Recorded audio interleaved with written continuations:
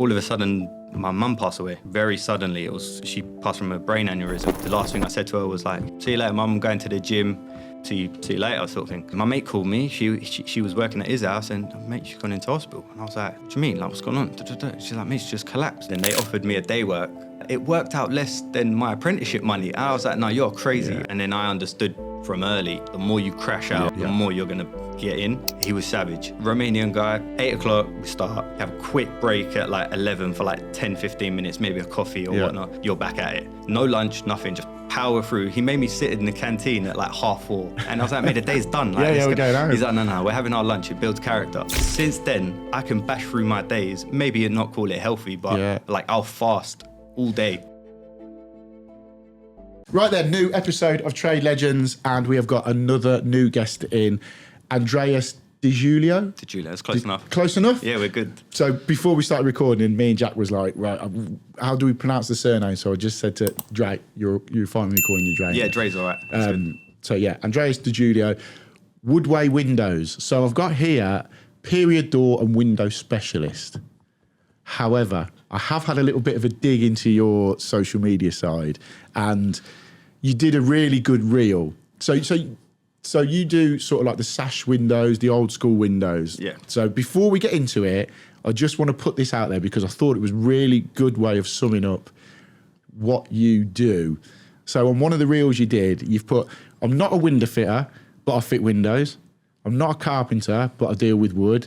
I'm not a painter and decorator, but I deal with decorating and painting. I'm not a glazier, but I deal with glass." So it sort of sums up everything that you do, but you're neither in or there, are you? So what I want you to do, Dre, is just sort of give us a quick synopsis of what it is that you actually do, and then sort of take us back to, as we do, I'm sure you know, on Trade Legends, take us back and give us that sort of story to where you are now. So I've still struggled to this point to actually work out what my trade actually still is. It's like you call it like a restoration specialist. Yeah. Because we kind of fall into that bracket of where you're fitting new windows, but we fit new windows into old windows at the same time. It's kind of its own kind of category. Resto model window, Give it the look of an old window, but the properties of a new one. Yeah, so I'd probably just call it retrofitting. Yeah. We're retrofitters, but we're good at carpentry, we're good at glazing, we're good at all these things. You can't kind of band it into one master craft. Yeah. It's just like, but it's a really sort of, I'd say it's a dying art, isn't it? We've got a few, where I am local to here, we've got a lot of old buildings about, and there's a few sash window specialists and all that sort of stuff. But it's quite a niche market, isn't it? Yeah, before going back into how I started out, but there's like five tiers of sash window people. So you've got like glazers. They will literally just go and change single glazed panes, broken damage. Second set will probably just do solely restoring them originals, taking them out, doing it in proper conservation period ways, lime mortar, using linseed oil putties, making sure it's got real longevity. You've then got people like me that can do all that restoration, but we will end up just putting something, then change the sashes, put it into new boxes. You've got the new box frame people. They'll just put entire new box frames, everything in, smash it into an opening, and then you go. And then window fitters, they're just like PVC, aluminiums, all that. So that's their own kind of category in this sort of window kind of trade. But as I've gone on along the way, I've wanted to learn how to paint doors like Wesley Knight and do all these high gloss Mironal kind of doors. I suppose it's so the customer can come to you and they'll get the whole thing done by the one guy. 100%. It's one of those things that you kind of find an issue in my trade. It's like some things will come unpainted. I'll fit the window, but you need to go get your decorator. Yeah. So then the customer's like, well, I thought you was going to do this. And yeah, if I can charge the difference between not having that decorator or that carpenter come follow me, you need to understand I'm going to charge you for it, but I'm saving you the hassle of having two or three different trades. Yeah. That's why I kind of try and build up my experience on all of it to then try and not be the best of the best at it, but make it a little bit more of a convenience for the client. That's it, for the end game. Yeah, because having we're massively jumping forward now, but having the windows taken out your house is a big old job. But let's go back to Pretty briefly, give us the way in, how you got to where you are. Because how old are you, Dre? 33. 33. 33. Yeah, 33. People ask, it's gone now. Oh, mate, I forget. I'm at that point now where, I'm like that with hands and fingers. Yeah, so give us the story from where you are now, where you've come from, and what's took you into quite a nichey sort of industry. It's quite different. It's the same thing. Same story. Average at school. I was all right. Always the way for trade. Seems to always be the way for trade. Yeah, I passed all my bits. I think I got 11, 12 GCSEs, but they were all average. Maybe 1 or 2 Bs here or there. But I flunked school a lot. What did you want to be when you was at school? I was always kind of geared into design and tech. All my teachers were like, "Oh yeah, you're going to be good. You're going to become an engineer. Do maths, do design and tech, and then do some sort of science." Nah. Weren't for you. I tried to take it into A levels and things like that, and I was just getting bombarded and overwhelmed. Yeah. Because I was working at the same time, so I was like, I was working at Domino's Pizza. And so many people, I reckon, have started like Domino's Pizza or like a delivery guy, or I started a milk round, did a little local milk round. But yeah, Domino's Pizza, you always see young lads behind the counter at Domino's, don't you? I was behind the tills doing sales, and my cousin, he owned a lot of the franchises. He owned like 6 or 7 of them, so I was on working in one of them sort of thing. So while I was doing that, I was at A levels. I kind of fobbed off the A levels. Didn't know where I was going, just stayed working. And then I shifted from not enjoying so much the sales side of Domino's. I ended up working on all the maintenance of the bikes because my family have kind of been a bit, or my uncle's side, a little bit more hands-on mechanically, was always just growing up fixing cars, fixing houses, doing all these bits and bobs. So I've always been good with my hands. So we're shifted into that. That kind of slowly fizzled out, and I ended up getting... I went to King's Cross College. I was going to say, where are you? London? I'm London bound, so I'm North London, so some Haringey, somewhere between Tottenham and Hackney. And you've grown up there, Domino's Pizza was there? Yeah. No, Domino's Pizza was in East London, so I was in like Gants Hill, so it's quite a way out, should we say, from our locals. But again, I'll do the travel, I jump on a train. My cousin worked for TfL, so I had his +1 pass. Yeah, so I wasn't paying for the train. Smashing train journeys for fun. Doing the train journeys for fun, just smashing out my hours, just trying to save up and do whatever I wanted to do, sort of thing. But I wasn't good with money, and I was a bit like just wasteful, should we say. What was you wasting your money on? I was going to say, I was going to be really cheesy and go, what was you wasting your dough on? You like that, Jack, don't you? You like that one. Yeah, that's clever. Cars. I went and bought my first Vauxhall Astra. Paying finance on that. Of course. I was loving it at the time. Just blowing your money. But again, I was trying to. My cousin, he started working on the London Underground quite early. So my auntie always tried to guide me to follow his suit. So while I was at Domino's, I was doing. I went to college for aircon. So I went and HVAC stuff. Not so much HVAC. Just more refrigeration. Right. Okay. So I got qualified in doing that, and then it was the second year to get your F-gas. Yeah. I didn't pursue it because I was working with someone briefly for like £20 a day, just like experience sort of thing, and it didn't run. I was just getting a bit bored.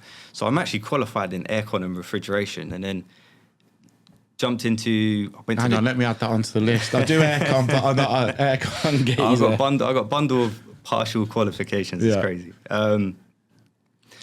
So I ended up jumping onto. When I was on the job centre, and they shifted me to the construction college in King's Cross. Right.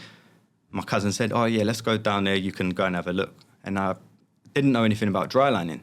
Right. So I had an interview there for dry lining. I had no clue what dry lining was. Was you just plasterboard? You was just sort of going in massively blind then? Oh, 100%. I don't know what I want to do. Something might grab my attention. I didn't even know what sort of trade. If I didn't end up jumping into a trade, I never thought of myself, I want to become a plumber. I want to become an electrician. I want to do this. And I just wanted to work. Yeah. That was it. It didn't matter what it was. I just wanted to just keep busy. Yeah. And then I ended up landing that in 2011. The dry lining. Dry lining, yeah. So I got a little apprenticeship. It was 300 quid a week. And they just have you bouncing around sites. Like I was covering sites all over London, but you're kind of there for like 6 months for a year. So you're there for a long time. But as I was progressing through that, I've ended up did about a year with the apprenticeship, finished it, and you get thrown with like a fixer, a proper dry liner all the time. And I was a part of his team. They put me into going self-employed. So I ended up being self-employed very early on. Yeah. They don't want you like on the books. Yeah. So I kind of had to understand all this and that. But on site work, majority of it's all price. You don't really want to be on the day work. And then I understood from early, the more you crash out, the more you're going to get in. Yeah. So hard graft, but the money's there. 100%. But you've also got the caveat of QSs and money's tight or money's good. So you might smash this room out in like a couple of days. You got price per linear or square meter. You're working out insulation, boards, this and that. Just throwing it all together. QS comes back to you. And I think we're going to have to reduce that rate. You're earning a little bit too much for this room. That's how it happens. He's been like that for so long. I got hammered with that early days with mine. We was on price work. We were smashing it out. And they went, we can't keep doing it. And then they'd moan that we weren't doing as much when we was on the day rate. Well, there's no incentive. 100%. As soon as you lose that incentive, you get guys that slow down and just are happy to do the day work. Yeah. When I went into self-employed and they offered me a day work, it worked out less than my apprenticeship money. I was like, no, you're crazy. Yeah. I'm sticking on price because I know I can make it. Yeah. And the guy who kind of trained me, he was savage. Romanian guy. I still speak to him now sometimes. But 8 o'clock, we start.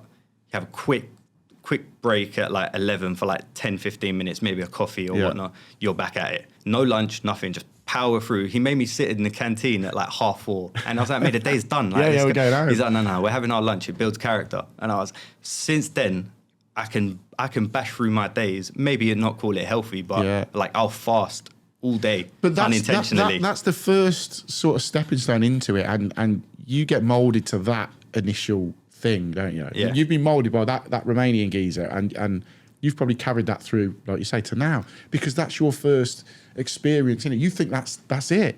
So those pivotal moments in anyone's career, no matter what trade you're going into, that's moulding you for the rest of your thing. If you're the guy that starts at 8, 10 o'clock, half an hour in the van, 1 o'clock, an hour in the van, and then you finish at 4, you're always going to be, unless you're massively driven, you're always going to be that, aren't you? You just can't. That was my, like you said, my only experience into seeing how people were working in the trade. So that's the norm. Yeah, I didn't know anything really about the domestic side. I was always like commercial, build elevator shaft. So I knew how much work they were crashing out. But like you said, I've taken that mentality all the way through my years doing it. And even my guy that I have with me now, he's like, you're such a slave driver. I was like, so mate, you did 15 minutes break. Like, no, 10 minutes. Yeah. That's it, crack on. Because I always see it as we can get more done in a day and then potentially leave early. But then I don't even think about leaving early. I see there's an extra hour and a half. And it's funny let's get something done. Because that's your drive, whereas he may be the guy that's just turning up. But you're then moulding him to you. So he's then going to become that person. I want to be very careful with doing that, though, because I'm not trying to create another, say, super driven entrepreneurial character. There's people that enjoy staying staff employees, and there's people that want to just try and just keep being busy fools. I'm a busy fool as it is, but it's I can see my bigger picture. So I know that, do you know what, as long as I give him incentive, money's good, give him all the perks that come with the jobs, my job to keep him busy, my role now changes. As much as I'm here teaching him the way I want the retrofitting done. And I always say it's the things like, oh, we'll finish early Wednesday. Let's go and have something to eat, or we're going to have a beer, or it's that little reward that means you're not just an employee and a gaffer and an employee. It's, or say you turn up and you go, I've got you this new tool bag or whatever, because I've seen a deal on it and I got it.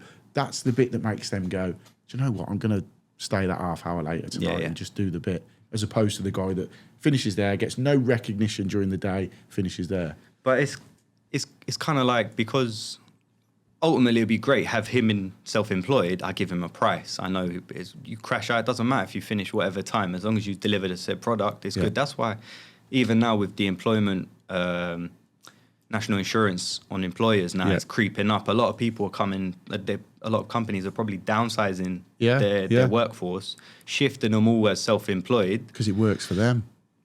Yeah. It does, but it's you also need to make sure that they've got their own incentive Yeah. because they're moving down that route of quarterly returns now. Yes, yeah. They're gearing people up for VAT. That's That's my view. I think, get them ready for that. Yeah. Sorry, I went way off topic. That's fine. So dry lining. You've done your dry lining with your guy. Where's your out there then? I was doing that for about 6 years, had my own team. I had about 3 or 4 other Romanian guys. It was just, it's mad because he's the guy that taught me, still kind of like the leader, and his drinks along the way. Everyone has to get their slice of the pie. And it was like, I'll give you this area, you got to give me 5%, 8% or 3%. So it was like, out the Pyramid scheme, isn't it? It's mad. But again, if they give you the volume and you can make something from it, you're doing well. Yeah, you crash it out, you do it well. But so I had my own little team.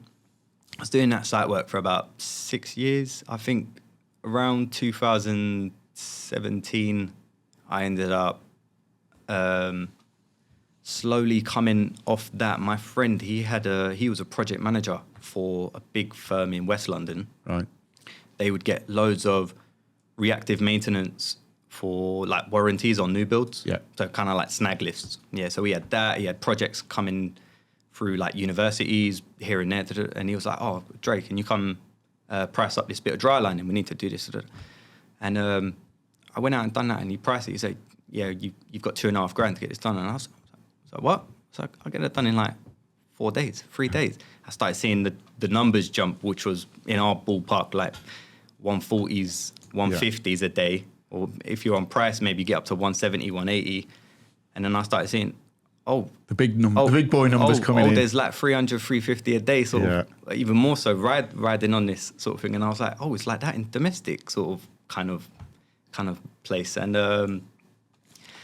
I kind of slowly left where I was dry lining, and I was like, you got to drop me some projects, mate. I'd already kind of shifted from sole trader to LTD. Yeah. Because I went out and just before that, went to some agencies. Right. So I was working with an agency, and they, like my first dry lining kind of thing before meeting him, it was in central London anyway. It was like a lingerie shop. It was like a shop fit. It was mad. These guys from up north, they'd got the contract, $200,000 to fit out their shop.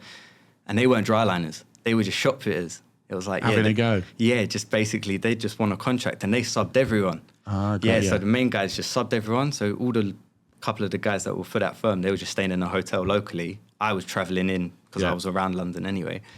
And they were taking the mick, man. They were doing like 8 o'clock or 7 o'clock. They would leave at like 1 o'clock, but they were booking hours. No. Yeah, they were booking hours, man. They were saying they were staying until like 10 o'clock at night. And they were saying to me, Dre, don't worry, man. Just mark your hours down. We'll sign them off for you. So what? That's when I knew, like, you know what? London and the trade and everything, there's so many little loopholes. Some people are taking a mix. Some people are proper solid. If you find the right team, the right people, the honest grafters, keep them close and just, you can do well. But that sort of stuff there is like, no, you're taking a mick out of clients now. Like, there's all right. There's having the odd day where you might be half doing a shift or whatever, or not massively into it. But you don't do stuff like that. And it's, for me, I'm not even in a situation where it's like I'm in control. It's not my project. I'm just, you sign off whatever hours you want me. That's not my problem. But again, it's not going to fall on you, is it? Yeah, I'll just do my graft. And then they ended up still calling me back there at the end out of all the other subbies to be like, Drake, can you come and, there's a couple of snags here. Then. Can you look after this, look after that? And then, slowly started getting more into that kind of domestic working on projects sort of thing. But then it started to shift into multi-skilled trades. Started asking me like, Drake, can you fit a kitchen? And I was like, okay. Yeah, I could fit a kitchen. I could fit a kitchen. But obviously... Of course, you say you can. You go on there, you go and have a look at Robin Clevier or what's the other guy, skill builder? I've forgotten his name. Roger Bisbee. Roger Bisbee. Go and watch Roger Bisbee. Boom. Yeah, after a couple I can fit a kitchen. 100%. A couple of sessions, you're good. But shifting into that. Can you tile? Can you do this? I started building up all these little skills because I was kind of thrown into it. But that's good. That shows your mentality that you're willing to have a go. And just by meeting you here and having a chat for the last hour, I'm sure if someone said, can you tile that? You would then go away and you get as much knowledge as you can how to do that. You wouldn't just go, yeah, mate, I could do that and start lobbing tiles on the wall. No, of You'll course go, not. Of course not. I've got to do that Wednesday. I need to buy some gear. I need to know, look what I'm doing. 100%. I tiled my entire house. I looked at how to do it done. Yeah. Do I need liquid screed before I start? Do I need the ditromat? Do I need to prime that surface of the concrete before throwing on said ditromat? Do I need flexible? Do I need this? I mitered my own tiles in my own house and used the resin, the Elite Labs. Yes. So I've done that in my own house, albeit it's like probably 80% good but compared to, but it was my first time giving it a go. You can't knock anyone for that. No, so it's like, but then I also have such a respect for all the trades individually. Yeah. Like when you're trying to do something, don't just try and get the builder to just crash it all out as if they are like me. If I was to do a whole project for someone's house, 100% respect the tiler, respect the bathroom fitter. Like even that is its own thing. It's not just plumber is a bathroom fitter. Even plumbers are separate to heating engineers. Yeah. And then they're also separate There's to just bathroom like little fitters. subsidiaries everywhere of different things. If you have the right guy that's confident and you know he's gonna or she is gonna do that whole job and deliver it to you, then great. Yeah. But like don't skip corners on having that specialty come in and do your job. Do you know what I mean? Just pay the money. If it is the difference, you're gonna end up with a better quality product at the end.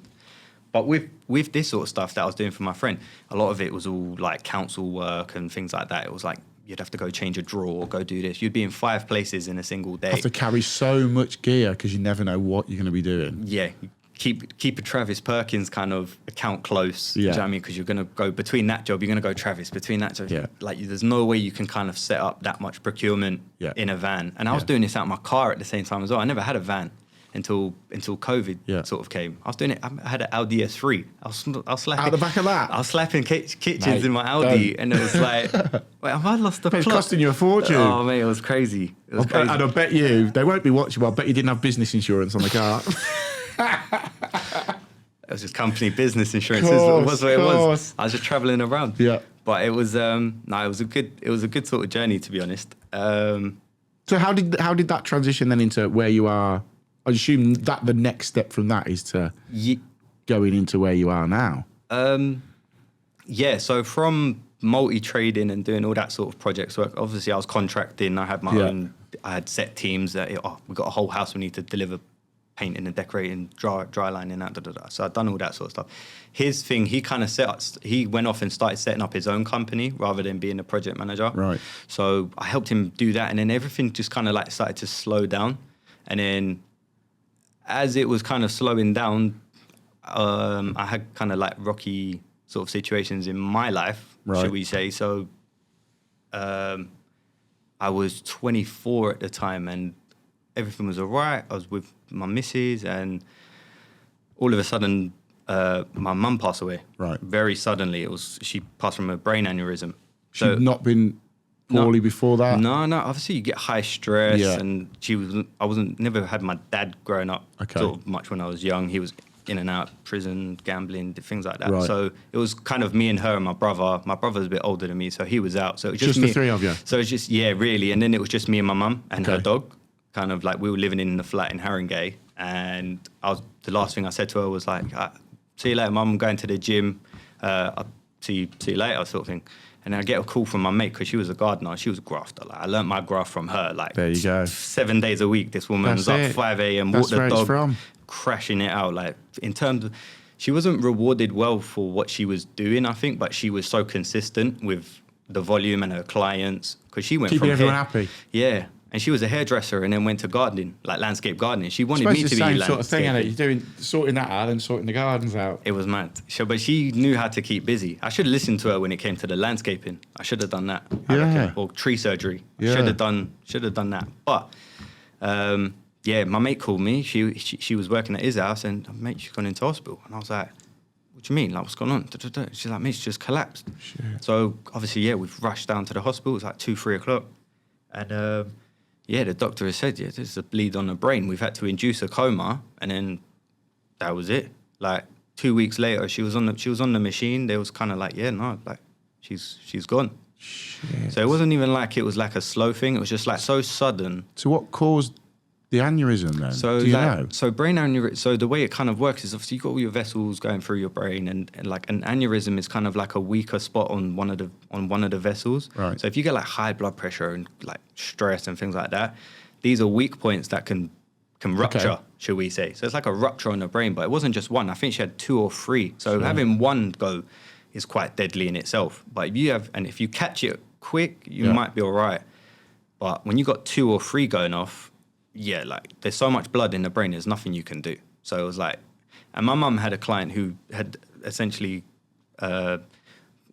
in not horrible terms, like vegetabilized, should we say. She was like, if that ever happened to me one day, I don't want you to leave me like this. Like, don't leave me on a machine, sort of thing. And I was just like, so yeah, between me and my brother, we had to make the call. Did you have to make that? Yeah. They pull you into a room and then it's just like, do you want to make this call? Are you happy for her fucking body parts to be given away? You have it's mad. So many, you know it's the right thing, and I'm sure they must give you every outcome. If she pulled through, she would be in a vegetative state and all that. You've got so many things, but at the end of the day, and I don't mean to sound harsh, it's a switch, isn't it? And you and your brother are in control of that. It's mad to have that kind of thing. Decision lingering over, like, but when it's been, when you have that professional advice and the doctors tell you like, this isn't gonna get any better than what it is. It's already been 2 weeks. We've been there every single day. It's up to you, but nothing's working. Like, and there was a pivotal point where her blood, like, she was still breathing and whatnot, but then it was, we see it's like the machine is keeping her breathing. There was like a point where the respirator thing went, boom, and like blood pressure flew. Right. And it was like, she's no longer doing the work. It's the machine. The machine's doing it, and then it's just like, And I suppose it's going to ring in your mind what she said about that client. If I ever get like that, and 100%, because it happened. The way it happened to her friend was mad. The son was doing like clay pigeon shooting, or they were doing something in their garden, and the son accidentally fired a shot to his mum. Like, she was in a bush. God knows where the hell he was shooting, but like he accidentally vegetabilized his mum, and so God for like how you live with that. It's a whole different ballgame. But yeah, we had to make that hard decision, and then it was just all of a sudden it was just like difficult. Not I say difficult, but when you can't comprehend grief. Yeah. I'm there trying to look after my mum's dog. My mum loved my dog more than me. Like, loved her dog more than me. She was a dog person. It's always an animal. Yeah, it's always an animal. It's always she loved an dogs. Animal. So she's done crufts and things like that. So I'm really? There. Yeah. She was proper like... What dog was it? German Shepherds. Oh, okay. Yeah, she always had Shepherds. She had a red setter and some other dogs before, but like she solely stuck to Shepherds, yeah. So I'm there trying to pick up the pieces. I've got her phone. I'm informing all these people, all her clients, all family, friends. Even that, so you've got to ring each client and go through the same thing. That's heartbreaking for you. Yeah. Sorry to say. Yeah, it's naughty to deal with. And then I started panicking as well because she had only kind of just gone mortgage clear. Like the flat we were living in, it was kind of split. My nan bought it a long time ago and they split it. So her flat was hers, and then between her and my dad and whatnot, something happened and they had the mortgage on it. So she'd been paying off that mortgage for God knows how long. So I was helping her pay for it. And then there was still like underlying bills that I thought, oh shit, I need to keep on top of this as well as dealing with funeral. And how old are you at this point? 24. Wow. So I wouldn't say I was still mature for my age, I think, because I was... But it's still a lot. It's still a lot to take in at that sort of age, and especially when you ain't got like your dad around either. You haven't got a network around you, And then during that bereavement kind of point and the probate and stuff, me and my brother, like, we fell out, like, mate. And when it comes to them sort of topics, it kind of goes that way. Yeah. And so we were arguing over this and that. We fell out, and then it was just me and the dog, and it was like I don't hate anyone or anything because we've only recently started chatting again. I was going to say, that's taken 7 years. 7 years. The best part of 7 years. I got nephews that I ain't even seen really, and we should have bridged it, but it's like. When you, even with family, even when you become like two different characters in yourself and you're like, no, you know, your kind of energy is very toxic for me. Yeah. I kind of, I just block it all out. But it takes, I always sort of say to people, if you can take yourself away from a toxic environment, even if it's a friendship group, that is a toxic friendship group, and you know I need to get away. I love the people within it, but it's toxic. I need to get away. It's hard to make that decision. Yeah, massively. But I think that's why I have like such a respect for my wife as well. I met her, she was 16, I was 17, going 18, not so much like pedo-y sort of. I weren't going to go all like cradle snatching. What's the comedian Paul? Cradle snatching ages. No. It was mad. But we met quite young. So. You're still with her now? Yeah. We've got a little one. She's 18 months. But we kind of, having a good partner with you is... It's a rock, isn't it? 100%, man. 100%. I wouldn't be the man I am today without her. Yeah. And she wouldn't be there. You become that not to go too deep, but you become that partnership. You know when she's having a shit day, or you know when she's having a moment, I'll leave her to have your moment, and vice versa. So, yeah. And that's why, I have such big respect for her. She worked for quite a big accounting company, like one of the top 5s, and then she was stuck in her ways. She ended up outgrowing that role and shifted so quickly. Man, she made more money than me. It's mad. She's my rock in theory. Like, she's a breadwinner of the amazing. house. That's amazing. So she keeps me driven as well. But it was like she kind of pulled me out of that toxic environment I was in quite early doors, and then we just kind of set all the foundation stones. Like, we bought our first property when we was like 20 and 21. Yeah, good for you. Got that on the rental market because everyone was like, oh yeah, invest in property. So we saved up, working weekends, grafting, put our money together, bought our first house, rented it out, stayed at home, tried to save money. And then, when was it? During pandemic sort of time, we tried to get married. Obviously. How did that go? Yeah. Are you married now? Yeah, we're married now. Okay. It took like 3 times. Yeah. It was crazy. Like, pandemic come, we put in like 50 grand or something to try and get it all done, all the venue, all this and that, And we had wedding insurance, but this was the first time anyone's probably ever had to use wedding insurance. Yeah. It's never really been a thing. No one knew what the hell was going on anyway. When you got a pandemic, everyone started scrambling. Yeah. Like, we got all our deposits back from a lot of the people we booked in, camera, food, catering, all this and that. So we got all our money back. And then that's when we was like, during that time, they kind of got rid of the stamp duty for second-time buyers. Yeah.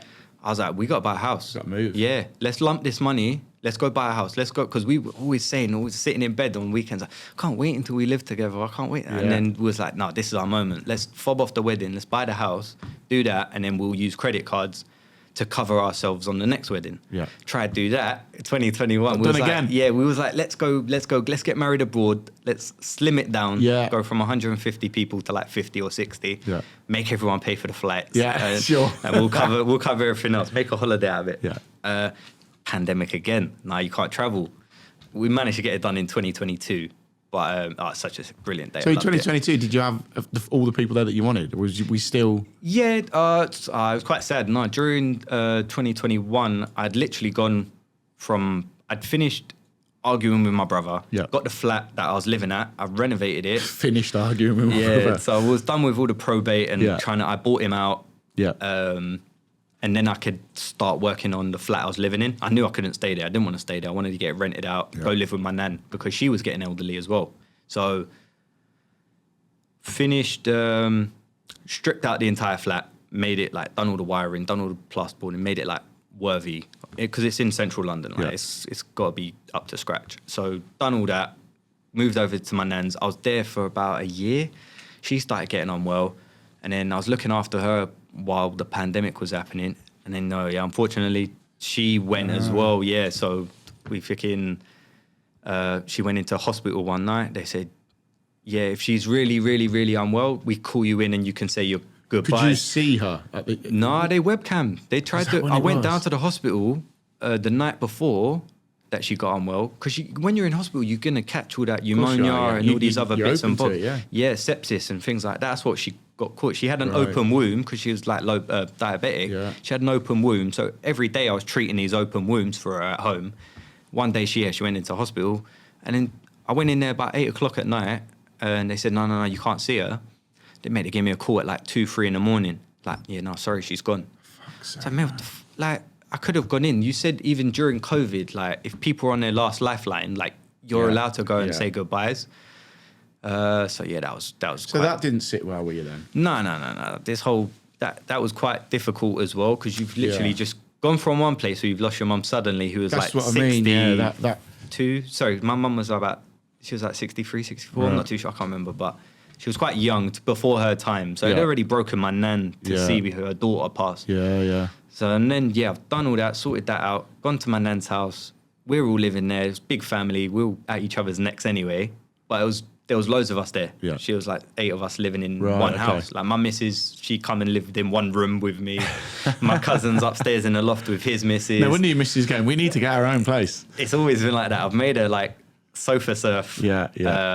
Whenever she was coming and staying. So we never if we had the opportunity to kind of stay and save where we could with family, we're grateful for that. Do you know what I mean? Because it allowed us to save and be in the position we are now. So, in an unfortunate event, obviously now that house that my nan has, that's down to my aunties. I'm on the deeds and stuff, but like I've said, look, I don't want, you guys do what you want to do first. Me and my cousin are on it, and my auntie and his mum, it's up to them what they want to do. I was like, look, I'm not trying to kick you out the house. I don't need no money. I don't need to sell. Yeah, you do what you enjoy need to your do. life. It will be our turn next time. Yeah. Do you know what I mean? So where's this taking you then from at this point with all that, and then where you are to now Windows? then? Yeah, so in my area where I was at my nan's. What was you doing in this time? You was still doing the bits and bobs? Yeah, I was still just contracting, doing bits and bobs, and then pandemic came, displaced everyone. So no one could go back to work. So I've ended up, my friend had a shop and he knew someone that does sash windows. He needed some work. They work £140 a day. I was like, all right, cool. I didn't know what sash windows were. Okay. And it kind of got me out of furlough, because I had to furlough my business. Yeah. So I jumped out of furlough, gone and worked with him, and he started teaching me about sash windows. And I was like, you're this and that. He kind of showed me the ropes within like 6 months or so. After about 8 months, I was like, you're slowing me down, man. Just give me the van. And he wasn't a business person. I get that. The drive that you've got is massive. You can see that. And what it was is he gave me access to the website and stuff like that. And I'm just seeing leads, like flow of work just flying through. And he's like... And he's not picking up on it. He doesn't care. Some of it was palming off. He just wanted the good stuff. And I was like, mate, you do realise that's cash flow. Yeah. And that there, you have to wait 8 weeks to do your order to then, it's bigger number. That's your everyday money coming in, and you're just bouncing it away. So I was like, you go do the surveys. I'm taking these. If you don't want them, I'm pricing them up myself, sort of thing. So I wasn't exactly stealing his leads. I'll still give him. Didn't want them. I'll still give him a drink. But if he don't want them, I was like, mate, this is a lot of cash flow. You're if you're not doing it, someone else is doing it. Yeah. So, and then we ended up doing he didn't know how to price it, neither did I. There was like 70 odd windows for an embassy to restore, and I wasn't the best at restoring at the time, but I had enough confidence to crash it out. Granted, we shot ourselves in the foot on the way we priced it, but we had to get it through the door. It's a learning curve, isn't it? Yeah, but it wasn't the worst, but it wasn't, for what we could have done in the gaps between doing that one project was not worth it. If me and you was to drive past that building now, you wouldn't say to me, I done that.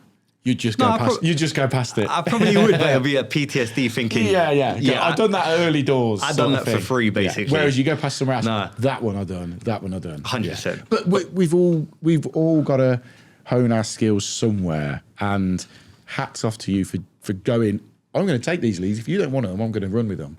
But then it got a little bit too much. Okay. I was running around like a mad hatter trying to make busy fool. Yeah, busy fool. And busy fool who's not skilled on particular heavy machinery. It's going to bite you in the arse, isn't it? Going to chop my finger off. Oh, I didn't even notice that. Not all of it, but yeah, the little tip's gone. Shit. I freaking used a surface mounted planer with gloves, and it kind of took the wood, spun it back, pulled the glove, and it's chinged my finger. And so where are we with that? What have we lost? Just just the tip. The tip. Yeah, the tip's gone. But I'm right with it now. It hasn't lost my strength. Is still there. Did you see it fly up? I'll show you a photo. Hanging on? I'll show you a photo later. But was it nasty? It was like. Oh, so it was like the tip is like flapping. and like the whole thing shredded. Luckily, I missed this finger because my father-in-law made a joke like, yeah, if you missed this, unfortunately you didn't catch this one, otherwise you couldn't have got married. Oh, yeah, it would have saved you a few quid and all. It would have saved me a few. Said, I've been trying to get married for the last 3 years. It ain't happening. And it was just like, oh, how the hell have I ended up doing that? So I tried to call the ambulance. Ambulance like, oh no, you're not. Yeah, don't worry, we got someone coming. 20 minutes, half hour later, no one's coming. I called them again. Is anyone coming? Nah, sorry, no one's free. I wrapped my hands up. It was all wrapped up anyway. Blood all over the workshop. No, I just drove the van. Yeah. I drove the van. I was like, kind of like that. I drove to. My muscle memory brought me to the wrong hospital as well. I was like, why did I drive to the furthest hospital possible? Past one. I was in his van. I was bombing red lights. I just did not care. Like, it did not matter. I just had to get to this hospital, park at the front, and then they all wrapped me up. And then it was about a couple of weeks recovery. I jumped back on site. Yeah. I was just like, no, we've got to get this job done. We've got to keep going. You get that a lot with tradespeople where something happens, and like funny enough with Theo, was just on about Theo earlier, bust his back. Bust his back, and like 6 weeks later, he's back working. Because that's how we are. It's a blue collar thing. Yeah, it's like, massively. I've got sciatica. Yeah. I just got to live with it now. Yeah. I've broke my nail. You're like, I've lost my finger, but I'm still there. No, you have to. Yeah. Go out and get it. But then that was when that was the borderline point where it was like the whole project wasn't going well. Everything was getting sticky.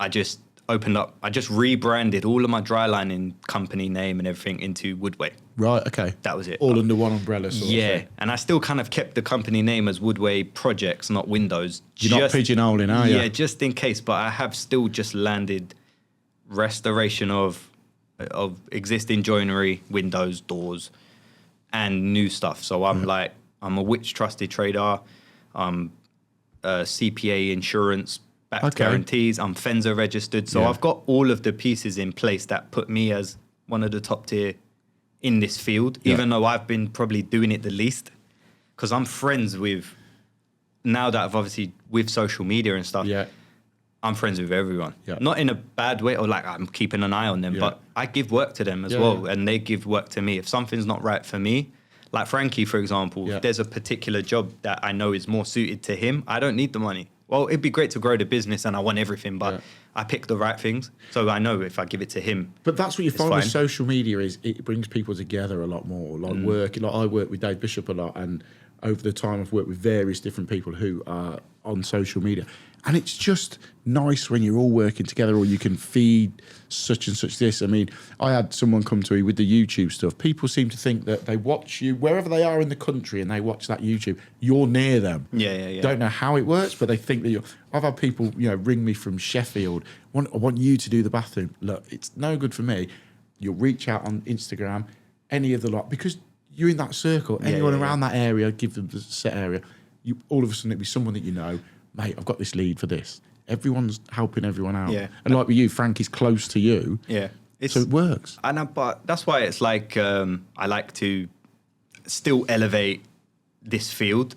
So like we do a lot of work in conservation areas. So I'm always adapting and learning. There are people that do things differently in my field, but it's very much...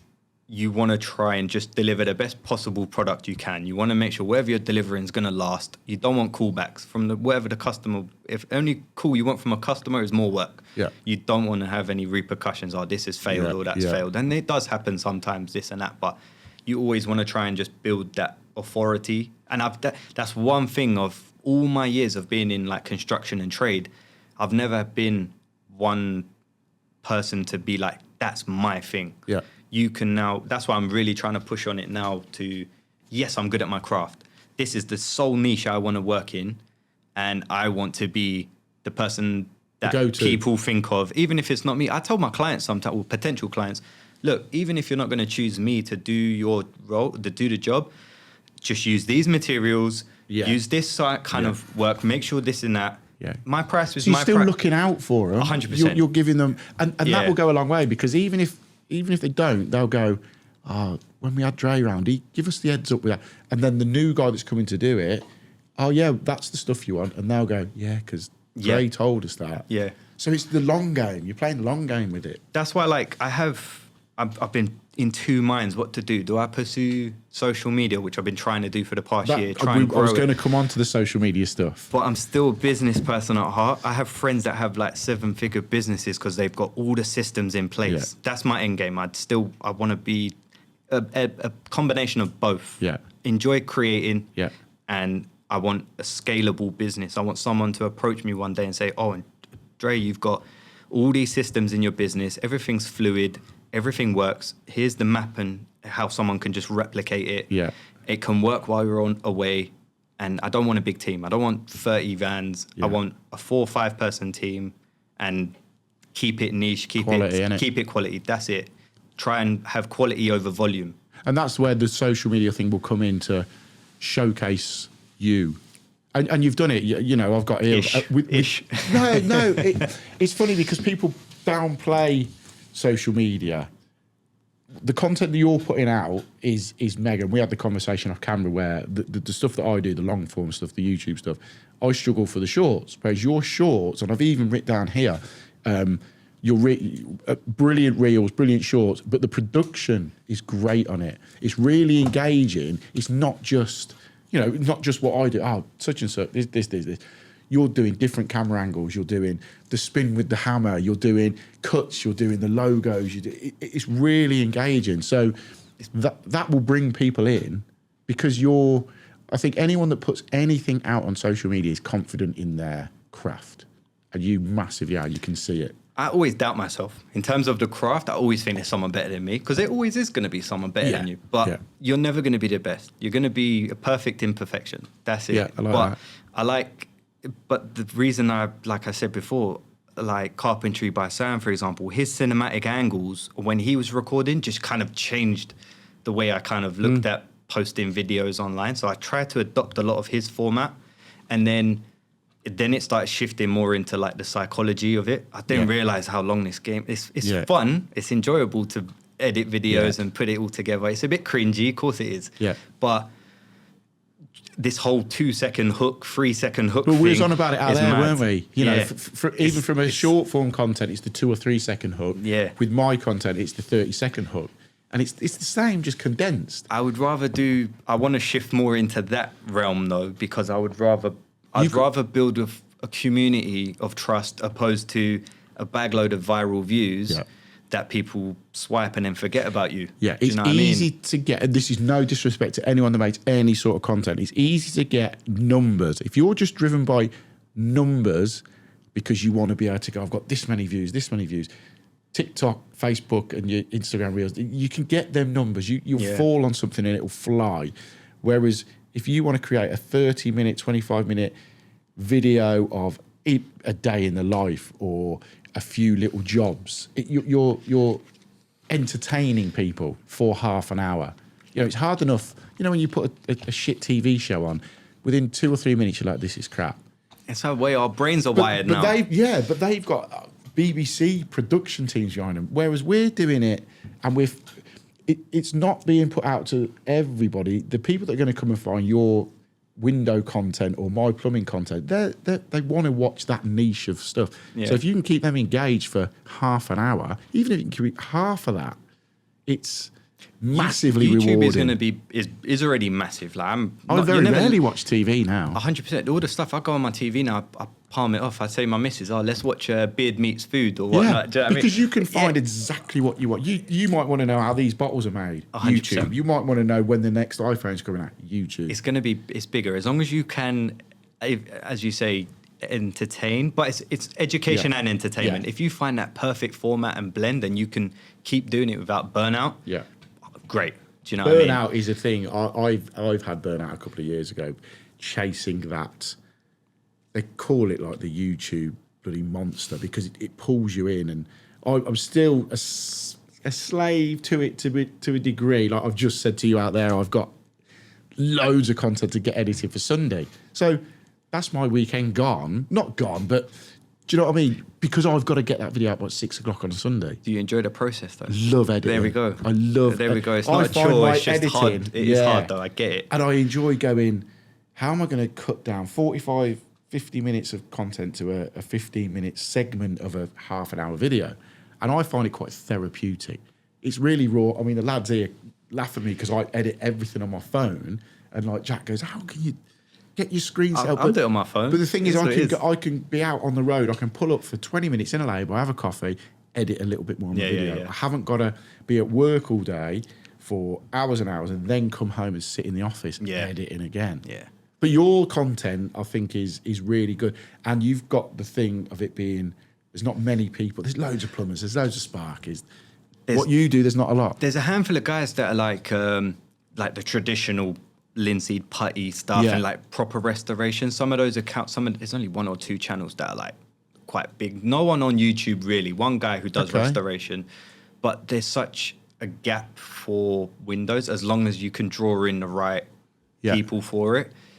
But again, people end up just following your journey opposed to, they might not even care about Windows. I might not care about plumbing, but I'll still come and watch your channel. Do you know what I mean? Because I'm invested in you. And it's being you're a personable person.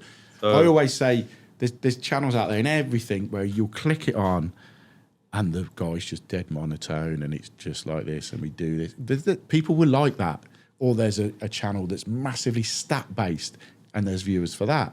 Whereas I know I'm not going to appeal to everyone. You know you're not going to appeal to everyone. But the people that you do appeal to massively understand it. They get behind you. They support you. Yeah. And that's what you would have doing long form. I'll give you an example. You had him on Adam Steers, Sota Electrical. Yes, You had him during the installer thing. And the way he edits and does his thing, brilliant. It's good, it's clean, it's easy for him to chop it up and do his own format. But he's become an authority in his EV space. All his leads come through YouTube. He enjoys doing what he does, and it's just you can kind of see that that's the ultimate medium. Do you know what I mean? Like you're enjoying your editing, you're an authority in your space. Full rights and everything. No one's telling you what content to make. This is it, and he's just enjoying that journey whilst keeping his business busy. Do you know what I mean? So it's kind of like an all-rounder. But if you're gonna get lost in, I want to do YouTube to ultimately still bring in work for Woodway because I've got people I need to feed. Yeah. That's it. Like understand my first set of videos. Oh shit! It is what it is. Got to start somewhere. 100%. But like I'm still procrastinating myself to jump into that long form. I not understand the algorithm. No one can understand the algorithm, but I know how you need to structure the vids to give yourself the best possible route. It's a lot of planning. You can't just post something with the hit and hope. Yeah. You can do that on Instagram on trial reels. Yeah. One of my best performing videos is in trials. No one's ever seen it. Really? Yeah. And it's like, you might have seen an old one. If you doom scrolled all the way down my thing, it might have been one where I was kind of saying, I don't know why people on social media seem to think I don't have solutions to my problems. I basically had one of them. It was like a porch and it was a big corbel. Okay. Like a architectural bit of timber. It was battered. And I kind of done an edit. I held the old one. I slapped my hands together. A new one appeared. And I was like trolling all the trolls because you get trolled. I got trolled bad, and I was like, "Oh, is this what social media feels like?" I thought I made it. As soon as someone trolled me, as soon as you trolled, you made it. Yeah, I thought I made it, and it was funny because I was basically like, "Oh, I bet you didn't paint the back of it. Oh, I bet you did," and I was like, "I did," and then I could have cut that using my own teeth, and then as a part of the video, I get like loads of sawdust and just spat it out, and that's it. I edited that video. It did really well the first time. Did like 13,000 views or whatever it was. I thought that was pretty good. Yeah. It got a lot of engagement very quickly. And I was like, oh, like that. So yeah, that took me about 3 minutes to make. And I then took it onto trials and I was like, wait, I look at the insights. I'm like, because the same thing like YouTube, it's got the insights on the analytics on edits on Instagram. And you can see where it performed, where people dropped. If it did rock bottom, you got a shit hook. So I kind of tweaked that video, and I had a couple other things that were associated to that video. So what I did is I chopped up a video before and a video after. Yeah. So I gave them the reveal at the end. I gave them the problem at the beginning, which was this thing is battered. The hook was, oh yeah, this thing is effed. Yeah. So I gave them an immediate problem. Gave them that joke along the way. Gave them that, mate, that gave me like nearly like 1,500, 2,000 followers off one video. And it's still keeping it in trials. But it's not viral. So we've got but it's 100,000 views. it's learning that process. It's looking at the data, looking at the analytics, and going, if I do this and this, and there's a lot of people that just throw stuff out there, and you chuck enough shit at the wall, some will stick, won't it? Yeah. Whereas you took an analytical route, which is what I do in my YouTube, and you drill in a little bit because you want it to be the best that it can be. And that's not a bad thing at all. But why don't you put that video out then? Because it stopped performing. I get now. Do you think it would go again though? No, Do you not reckon it would? You can't. I've already kind of not repeated it. Yeah, you've done the money on it. I've done like two. There's two of that similar video in trials. If you start rinsing it, and I've tested it because my first ever video of like you've ever seen the resin repair care stuff? Yeah, I think I have. You would see someone on a bigger page like Paint Warrior or something using it. That video, if I want views and I want to monetize my Facebook, I'll just bang one of them up. Yeah. I'm not really after that anymore, but if I want monetize, but they get millions of views because it's very satisfying. Yeah. And it's the whole ASMR thing, isn't it? Yeah. That's what it is. And again, if you're view chasing, there's certain things you can do in each industry. Electricians, the old snip, snip, snip. Plumbing, the press jaws, the noise, we all know they work. They're your go-to. Shit, I've had a crap run on reels or whatever. Let's chuck one of them out.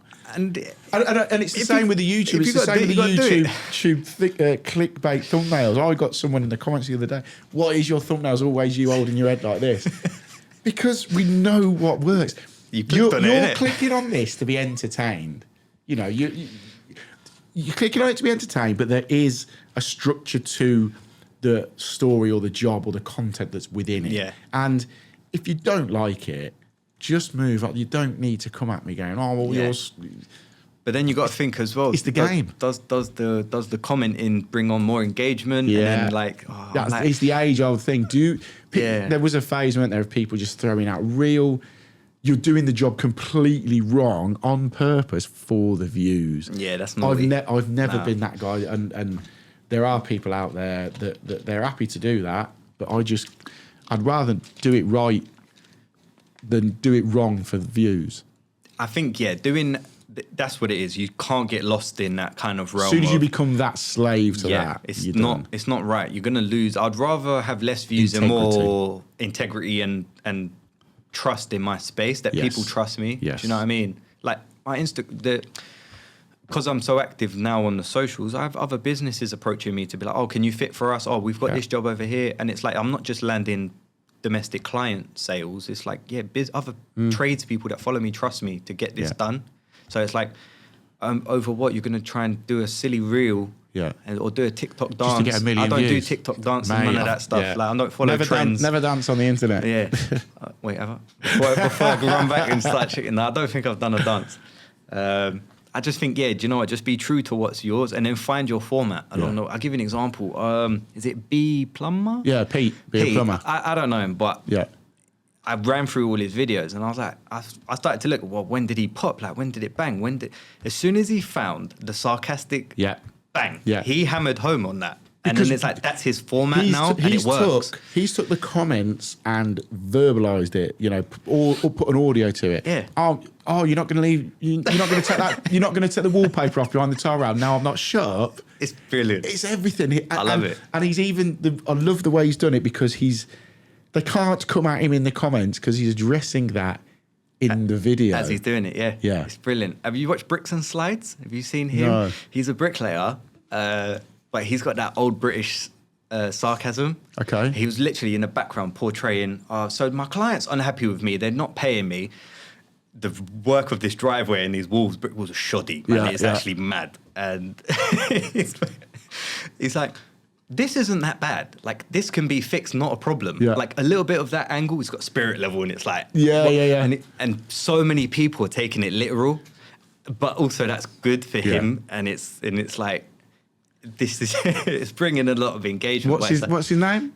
Bricks and Slides. Right. Okay. I don't know all their names. But it's just like I look at repeatable format, and then I look at kind of what works. I still haven't found my own format. Yeah. I'm still testing. This is journey discovery for me. I think there's a handful of people on the socials from my side. Pete, be a plumber. He's found his niche. Pete Plumber Tales. Yeah, He's found yeah. his comedy. Same with Dave White. They found their little niche within it. And like Dave White, for instance, it's took Dave a while to find where he wanted to be. I'm good friends with Dave, and he's now got the one where he's doing something and he clicks to the customer. All right, he's in the doorway. Oh, Eric, what time do you call this? He's playing on that skit. Is that DW. Fisher do screws? Yeah. And he's sitting on the toilet. Yeah, I know him. Yeah, he's yeah. quite comedic with all his so stuff. It took him a while to find that his thing, and now he's running with it. And I love to see that people have tried things, and that's what it is. Yeah, and It's you trying to find that thing that works for you. Yeah, and like with me, YouTube's my thing. Other people, Instagram's their thing. Like you smashing Instagram. Yeah, I don't know what it is though. But like I said again, the production in your reels is bang on, and they're really entertaining to watch. So just keep. That came from Carpentry by Sam, though. Do you know what I mean? So you've took that little bit. Yeah, I've taken a bit from him. Yeah, because I see he got right into the editing side, so I was like, this is really important. And then I'll take a little bit from Keel's joinery, and I'll start I'll start doing the hammer swing thing, and I'm like, because I can see like, he's swinging the hammer whilst walking and talking. Your eyes are locked on multiple things. Engagement. That's his hook. And then I test different things, and I still ain't landed, but it is. But it will grow. You got to enjoy the journey, innit? It's taking them little bits. Like a good chef will take a little bit of that flavour, a little bit of that, and you mix it all up and you come out with you. And you'll then take a little bit of content from each person, be it something from Pete, be a plumber, that side of it, and mix it up into your industry. Yeah. There's no one in your industry that does that. There's no, as far as I know, to compare it, there's no one in the electrician content makers that do what Be a Plumber Pete does in the plumbing. He does there may be, but I don't know anyone that's took that idea and run it with the electrician. Yeah. Oh, you're putting that plug socket in like that. Shut up. Sure, there's always going to be copies of it. There's so many different. This is it. So many different formats. There's loads of different guys that are doing their own thing. POV, very simple day in the life stuff. They hammer home, bam, bam, bam, and it works. People want to see that every day. Or R. Davis, Ryan. Do you know what I mean? He's got his own kind of setup when he does things, but he was on YouTube early. Like, see, again, Ryan's tweaked his content in the last 6 months. The way the informative side of it's coming out a bit more with him now. I think that kind of element of being like being trustworthy and like knowledgeable in your space is going to give more value. I think social media is going to complete U-turn. In the terms of what they're absorbed in. You're right. It is. You've got to constantly evolve with social media. Yeah. But I would say to you, I'd love to see some long form content from you, because I think it's a massively interesting industry. It's the same as like we've always said it. I don't think we've ever had someone on here that does thatch roofs. We've tried to get a thatcher. Have you seen him? Have you seen the guy? Geezer called? I don't know his name. It's just the thatch guy. I don't know if it's a thatch. He's big. But it's so satisfying, cool. And it's such a niche job. And there's that other guy, the pool guy, the guy that finds the leaks on the pool. Yeah. I want to get him in. Yeah. There's so many people I want to get in. But time-wise, how are we doing? Okay, just to sort of come off that then. So what, you got your work side of stuff, you got your social media side of stuff that takes up so much sort of time. What do you do out of it? What's your switch off? No switch off. Do you not? There's no switch off. Other than I try my best to obviously I try to do a little bit more with my daughter. I'm getting guilty of like always. How old you little? 18 months. Okay. So I'm always on my phone and things like that. So I'm trying to do you know what? There is no time to switch off. Yeah, do you know what I mean? If I can get home early on a day and then spend a little bit more time, even if I'm just present, it's like that's the thing. And then on the weekend, I don't have a hobby anymore. Do you not? No, not really. I'm into It's work and content. Yeah. That's it, really. That's full time in itself. It does take. Yeah. It begins to become a blurred line, doesn't it? I've got loads of little things that need doing. Like I've got a super bike. I've got R6. So okay. I bought scrapped one of them, rebuilt the whole thing, put it all back together, and then I've stripped it all again. Yeah. So now it's just sitting in the garage. That's a job that needs doing. Yeah. Things around the house. But that's like, I've got a couple of hours, I'm just going to sit in the garage and tinker? The garage is full. Full of what? What's it full of? Full of tools, freaking. Mate, the racking and stuff isn't as good as yours. I was looking at your whole setup as you was doing your workshop. Mine isn't the size of that. Yeah. You can't even swing a cat in this garage. Yeah, because I don't have a unit. Yeah. So it's like. So that's the best thing I've done in the last year is get that unit. I wanted a unit for so long. Yeah. To have a place to go, and to also what I'm gonna do this year, I need to get onto it, is make an area for content, which I've done down that far end. Yeah. But just coming out of my house in the morning, getting in my car and driving, it's only a mile up the road to my unit, having a designated base. It's like sometimes I'll be up there and my missus will be like, what are you doing up there? And I went, I'm not really doing anything, but I'm just here. I might be moving stuff around, or it's just it's like a bit of a man cave, sanctuary, garage. Every guy loves a garage, don't they? See, I would rather do that than have like a hobby. That is the hobby. Yeah. Do you know what I mean? So it's like I don't have time. When I was younger, I was doing Muay Thai and I was gym. Like my only time to go gym now, I started going quite heavily last year because I was quite big when I was younger, but that all fell off when my mum thing happened. And then my time to go gym now, because the little one is horrible with sleeping. 9 o'clock, 9 o'clock, she's going down. So I was going gym Monday to Wednesday from like 9 p.m. till 10. And then I've still, in that time, got to get quotes done. I'm doing admin. So there ain't no time for breaks. Like, and if the emails are coming in, I'm swinging out quotes within the same day. Sole traders, people who run their own businesses, we don't stop working. Yeah, it's as simple as that, does it? Yeah, we wake up. I had it start of the week, woke up at like 4 a.m, go to the loo or whatever, and I'm thinking, oh shit, I need to pick that up on the way in. And your mind's constantly going. Even when you're trying to relax or you're watching a film, you'll be sat there and your phone will buzz and you'll look down and it'll be a random number and it'll go, hi Mark, I've got your number from so-and-so, could you please, and then the message on the screen stop, so you don't know what the full message. That's half an hour into a film. You then can't concentrate on that film because you don't want to pick your phone up because the missus will go, we're watching this. Mm-hmm. Your mind's going, oh shit. Or if it's a customer, you go, what's gone wrong? Or it's hard to try and make sure you get that balance right, especially if you're even not doing like content stuff, because that I can get so absorbed in like consuming different things, and it's like I'm on my phone a little bit too much now. Now I need to just like, do you know, if it's not work, lock it. Just lock it off, put the ban on the app. Do you know what I mean? And then just enjoy that time you have at home. But that was kind of what brought me back to trying to make my business a little bit more, bringing other people on. I don't pay myself much because of my property and Woodway. Between that, I can't take any more money out. So I was doing all this work running around. I'm not taking dividends. I'm basically working for free. And so the way I saw it was, let me bring others on.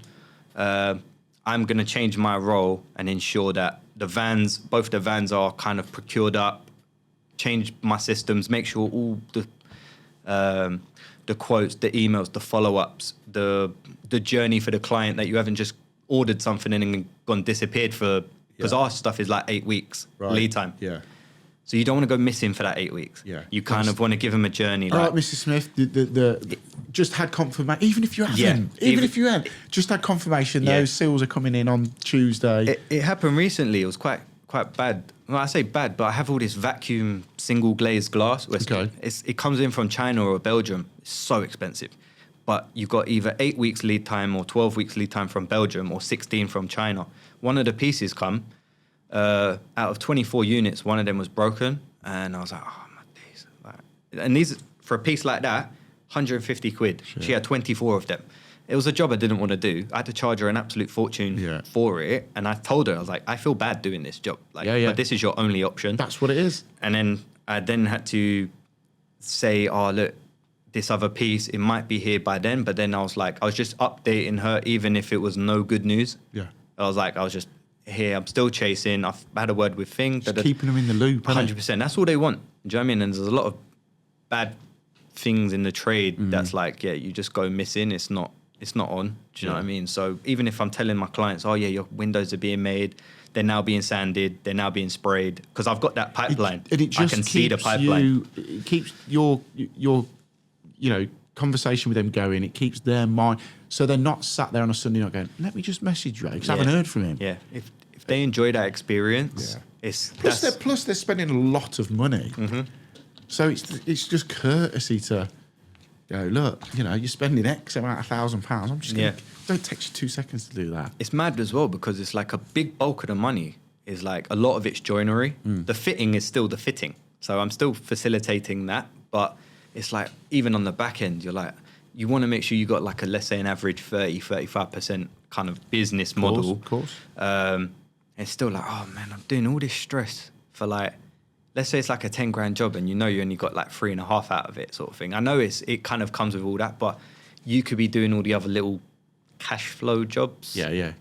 Still doing a good job, but be in and out and doing a lot more volume. And then it's like less turnover, higher profit.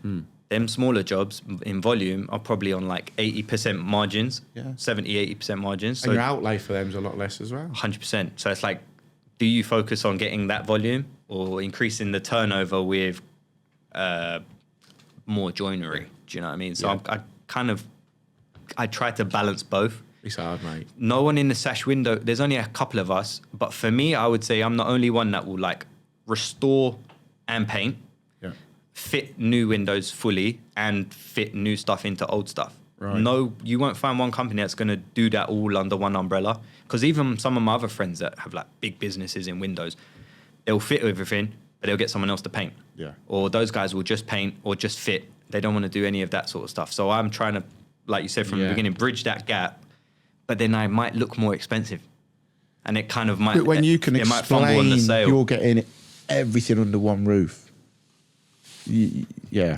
I know. Sometimes it's hard. It's a struggle. So, if you was to look at yourself 5 years ago, what bit of advice would you give yourself? Basically, to put out to people, what advice would you give someone that's thinking of getting into, not necessarily what you are, but a trade that maybe is a little bit nichey, because it's not your normal plumbing, electricity. So, what, into any trade you mean? Well, yeah, maybe what you give someone some advice getting into your trade, or a trade that isn't the usual bricklayer, carpenter, plumber, because you've sort of gone into something that's a little bit abstract, haven't you? I think just it's hard because firstly, you just want to know you want to be good with your hands. You want to be partially good chippy and partially good at, you can learn things. Partially got a glazer, a window fitter, carpenter, a painter, a decorator, and a glazer. Yeah.